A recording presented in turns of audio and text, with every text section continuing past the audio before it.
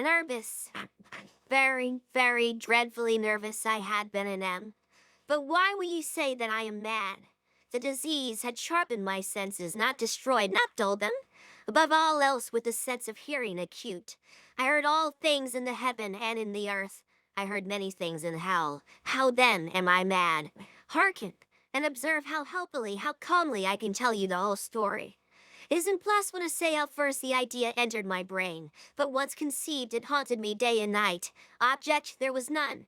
Passion there was none. I loved the old man. He had never wronged me. He had never given me insult. For his gold I had no desire. I think it was his eye.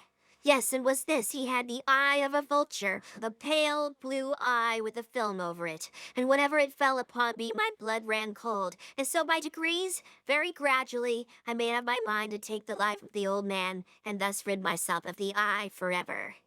Now this is the point you fancy me mad. Mad men know nothing.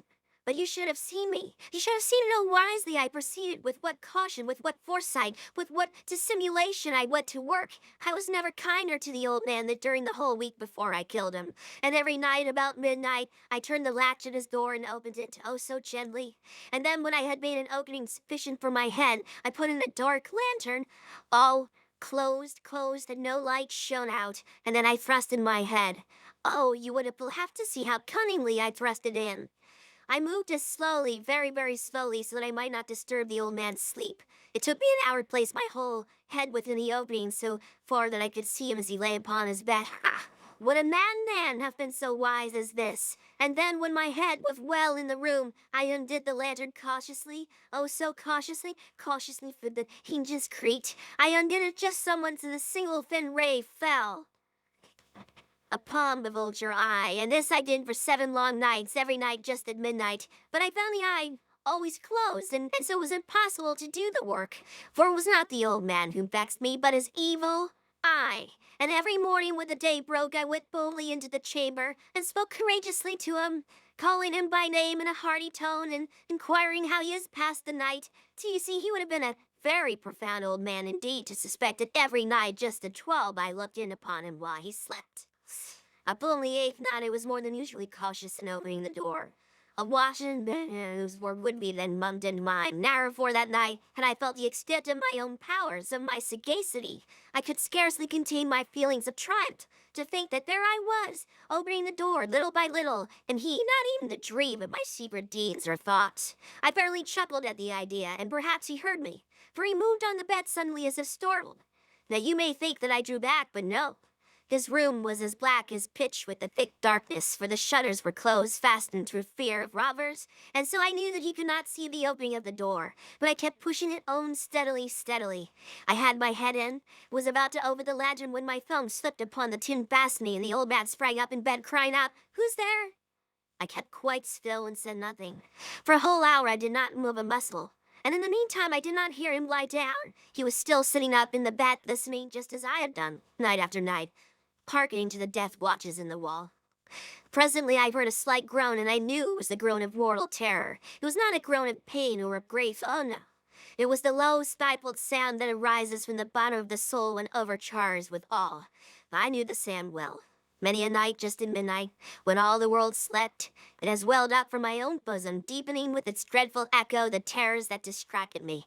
I say I knew it well. I knew what the old man felt and pitied him. Although I chuckled at heart, I knew that he had been lying awake ever since the burst-like noise when he had turned into his bed. His fears had been ever since growing upon him. He'd been trying to fancy them causeless, but could not. He'd been saying to himself, this is nothing but the wind in the chimney. There's only a mouse crossing the floor, or it is merely a cricket which has made a single chirp. Yes, he had been trying to comfort himself with these suppositions, but he had found all in vain, because death, in approaching him, had stalked with his black shadow before him and enveloped the victim, and it was the mournful influence of the unperceived shadow that caused him to feel, although he never saw nor heard, to feel the presence of my head within the room.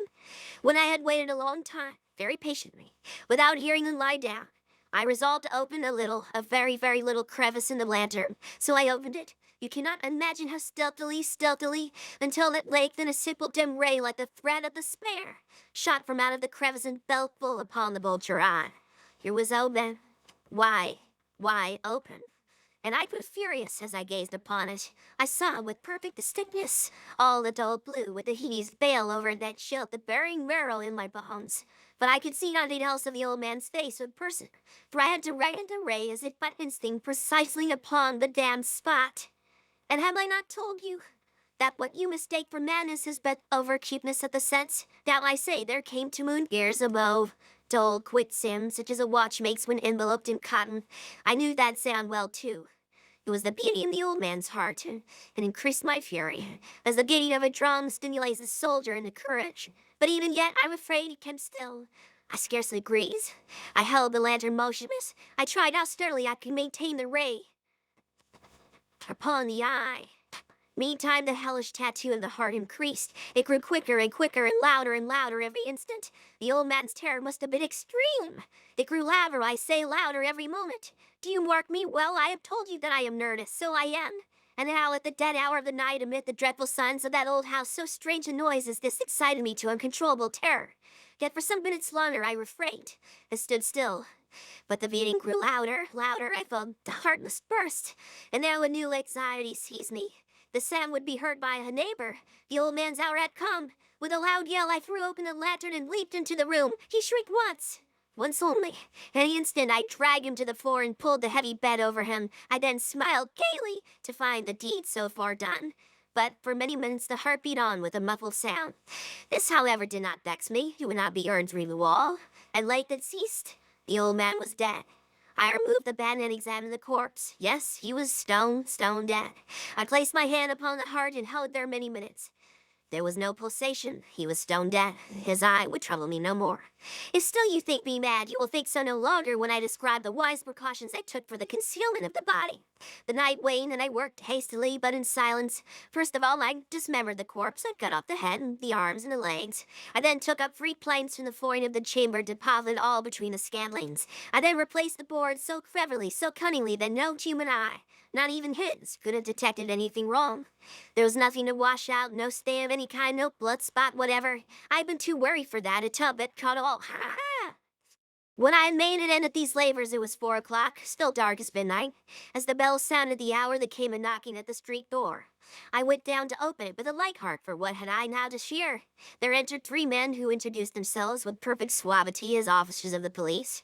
A shriek had been heard by a neighbor during the night. Suspicion of foul play had been. I bade the gentleman welcome. The shriek, I said, was my own in a dream. The old man I mentioned was absent in the country. I took my visitors all over the house. I bade them search well. I led them at length to his chamber. I showed them his treasures, secure, undisturbed in the enthusiasm of my confidence. I brought chairs into the room and desired them here to rest from their fatigues, while I myself, in the wild audacity of my perfect triumph, placed my own seat upon the very spot beneath which reposed the corpse of the victim. The officers were satisfied. My manner had convinced them. I was singularly at ease. They sat, and while I answered cheerily, they chatted of familiar things, but ere long I felt myself getting pale and wished them gone. My head ached, and I fancied a ringing in my ears. But still they sat, and still chatted. The ringing became more distinct. It continued, and became more and more distinct. I talked more freely to get rid of the feeling, but it continued and gained definiteness until at length I found that the noise was not within my ears.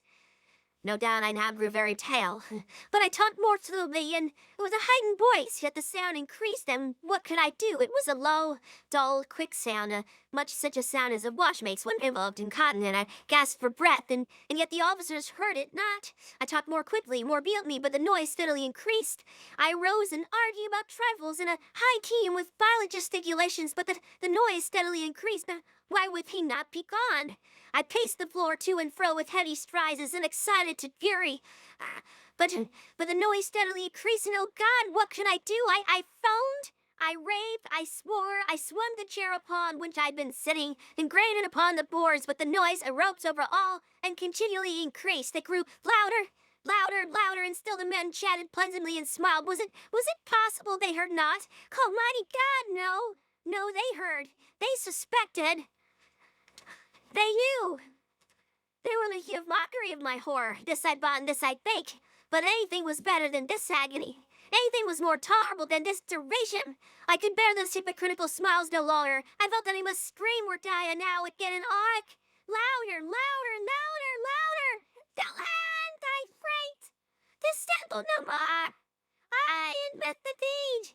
Tear up the plagues! There, there! It is the bidding of that hideous heart!